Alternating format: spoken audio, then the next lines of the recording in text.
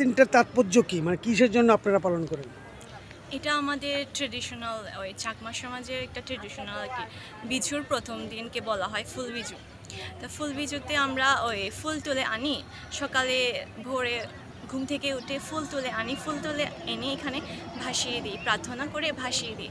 গঙ্গা তারপর গঙ্গা মাকে অর্পণ করেন। হ্যাঁ হ্যাঁ, তারপর এখান থেকে রেলি করে আমরা ওই আমাদের ওই যে বৌদ্ধ মন্দির আছে, বৌদ্ধ মন্দিরে গিয়ে ওই মানে প্রার্থনা করে ওইখানে পাঁচজন খাওয়া হয় আর কি। পাঁচজন হচ্ছে আমাদের ট্র্যাডিশনাল চাকমা সমাজের মানে ঐতিহ্যবাহী। বর্ষবরণের জন্যই কিন্তু এই দিনটা হয়।